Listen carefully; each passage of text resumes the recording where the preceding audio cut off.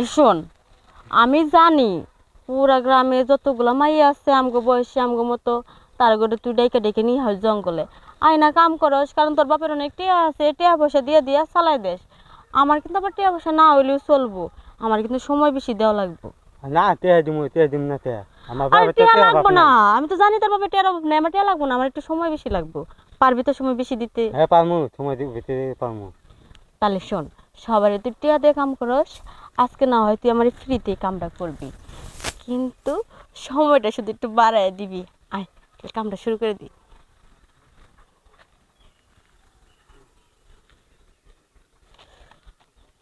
কিরে, দাস নাকি দে। দেখি তো,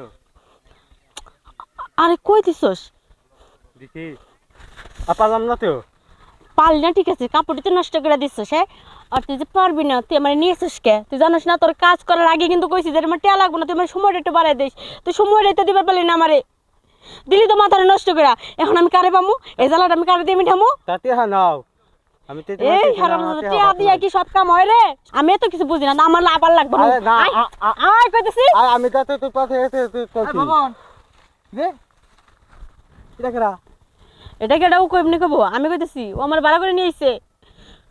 আই না আইরা জ্বালা তো মিটাবার পারে নাই। হ্যাঁ হ্যাঁ হ্যাঁ, আমাদের তো তে বাপ নাই, সেজন্য ভাড়াটা নিয়েছিলাম। আবার কথা কইতে হারো বাপ নাই, সময় বেশি যাইছে, তোর কথা আমার কানে যায় নাই। ঠিক আছে, আমি কি করবো? ঝগড়া করতেছে কে? আরে ভাই শুনেন, আমি কইতেছি ও কবার পারবো না। ওর বাপের অনেক টিহা, হেলে এক এক সময় এক এক সেরি করে ভাড়া করে নিয়ে হয়।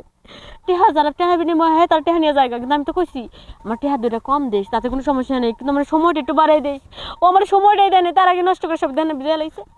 ও এই ব্যাপার। হ, আচ্ছা সমস্যা নাই, তোর টাকাটা আমি শোধ করে দিই। হ্যাঁ আচ্ছা দিন তাহলে। তাহলে তুই যা, আমি তোর টাকা পরে শোধ করে দিতেছি। শুনেন, ও ও- ও কিন্তু গুনা গুনা 3 গুতা দিছিল, তাহলে আপনি যে সময় যেহেতু নিবেনি, তাহলে 3টা গুতা কম দিয়েন। আরে না, পারলে আরো 3টা বেশি দিব, না সময় বেশি দরকার না। ও তা তো ঠিক আছে, ওর তাহলে বোনাস হিসেবে নিয়ে নিউনি। তো আপনারা তো কিছুই করতে পারে নাই। কিছু করবো কেমনি? ও দেখেই তো সব শেষ হয়ে গেছে, কিছু করতে হলে তো সময় লাগবে। আপনি থাকেন। ভাই, আমার যে লোকটা নিয়েছিল ভবন, ভবনের মেশিনে জোর না থাকলে কি বউ, আপনার জিভায় কিন্তু প্রচুর পরিমাণ জোর আছে। আপনি যখন জিভাটা ভিতরে দিয়ে চাড়াগুলা দিলেন, মনে করেন আমার যত উত্তেজনা ছিল সব একবারে টুস করে বাড়িয়ে গেছে, আর আপনি তো গ্যাত করে খেয়ে লাইছেন। আমার জিবার আপনি কুলাইতে পারেন নাই, আর আমার অস্ত্র যদি চালায় তো আপনার পাওয়াই যাইব না। ও কথা কইেন না, যারা জিভাটা কাম করে তাগর অস্ত্র দুর্বল, আমি জানি। আমার কাম শেষ, আমি যাই গা। তোমার ভালো ডাক্তার দেখায় তোমার সুস্থ করে তুমি, আমি আছি না, তুমি এত চিন্তা করো কে? আরে শোনা, আমার ডাক্তারের কাছে নিলে রূপ ভালো হবো না। তাহলে কই নিয়ে যাবো তোমারে কো? শোনো, আমি শুনছি ওই যে কাঁঠাল গাছ তলে না হ্যাঁ, একটা মা কবিরাজ আছে, ওই কবিরাজে অনেক পোলা মানুষের এইসব চিকিৎসা ভালো করে দিছে। তুমি আমার শোনো এর কাছে নিয়ে যাও, তাহলে আমি সুস্থ হয়ে যাবো গা। আমি তো আরো আব্বারে ফোন দিতে চাইতেছি যাতে ওই জায়গায় একটা ভালো ডাক্তার আছে পুরুষ দেশে।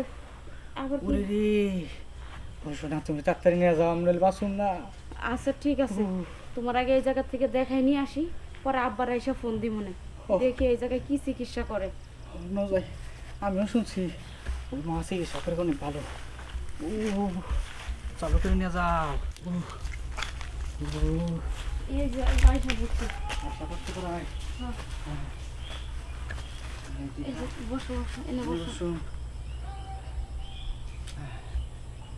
মা আমারে ভালো করে দেন, আমার খুব অসুস্থ শরীর। হ্যাঁ আমার জামাইটা আজকে কয়দিন ধরে অসুস্থ, এত ডাক্তার দেখাইতেছি কোনো কাজ হইতেছে না। আপনার কথা খুব করে কইল যে ওই জায়গায় একটা ফকির মা বসে, ফকির মার চিকিৎসাটা কিন্তু খুব ভালো, এই জন্য ভরসা করে হ্যাঁ, আপনার কাছে আসছি। একদম সঠিক জায়গাতেই আসছিস। আমার কারণ তো হলো পেটের ব্যথাটা ছাড়তেছে না মা। কবিরাজের কাজ কখনো ডাক্তার করতে পারে না। আর তোর স্বামীর যে অবস্থা, আর আমি যদি আজকে চিকিৎসা না দেই তাহলে নিশ্চিত তোর স্বামী মারা যাবে, তুই বিধবা হয়ে যাবি। না না, আমি বিধবা হইতে চাই না এই বয়সে। হবো আমি মনে বাসুম না। তুমি এমন করতেছো তো তুমি বাঁচবা। দাঁড়া দেখি কি সমস্যা তোর।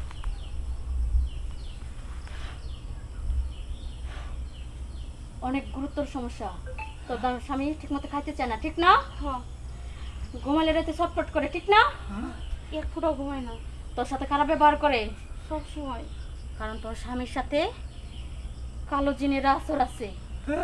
সে জিন তোর স্বামীরে যেভাবে পারুক ক্ষতি করবে, না মেরে ফেলবে। বউ আমি মানে আমরা তো না মা, আমি একটা কিছু করবো না, আমি আমার বউরে ছেড়ে মরতে চাই না। শান্ত হ, অবশ্যই তোর একটা কিছু করব আমি। তুই যেহেতু আমার কাছে আসছিস, সমাধান একটা হবেই, কিন্তু একটা শর্ত আছে। কি শর্ত? আমি মহিলা মানুষের সামনে কোনো চিকিৎসা করি না। তুই যদি এখানে দাঁড়িয়ে থাকিস তাহলে তোর স্বামী চিকিৎসা আমি করতে পারবো না। তুই এখান থেকে চলে যা, না হলে তোরও ক্ষতি হয়ে যাবে, অনেক বড় ক্ষতি। না বাবা, না মা, শোনো, আমি চাই না তোমার কোনো ক্ষতি হোক। মরি আমি মরি, তাও মা আমার চিকিৎসা করুক। আচ্ছা ঠিক আছে, আমি পাশেই আছি তাহলে। আচ্ছা যাও, শোনো। সময় হলে তোকে একাই ডাক দিব আমি, তখন চলে আসবি। পিছন দিকে তাকাস না, সামনের দিকে আগা। আরে শোনা, তোমার কাছে আসতে কত লুকোচুরি যে করতে হয়, বউ সারাদিন চোখে চোখে রাখে। আর তোমাদের আমি পামো দেখে সেই আশায় আশায় প্রতিটা দিন গরমের মধ্যে আমি এগুলা পইরা থাকি। আর আমি জানি তো তুমি এই টাইমে আসবা, কারণ রাগ এইটা করো না, আমি তো তোমার কাছে আসি এখন। শোনো, মনের ব্যথা না তো, আমার হলো ব্যথা পাইতেছে। আমি হেঁটেই জানি যে তোমার পেটের ব্যথা রয়েছে একটা অজুহাত, তোমার হচ্ছে মনের ব্যথা আর দেহের ব্যথা।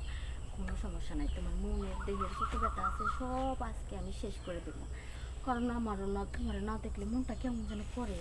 আর এই কারণে তো ভণ্ড কবিরা সাইজা সবসময় এনে বসে থাকি, খালি তোমার একটা নজর দেখার লেগা। আরে শোনা, এমন না কথাবার্তা সহ্য হইতেছে না, পরে কথা কমবি।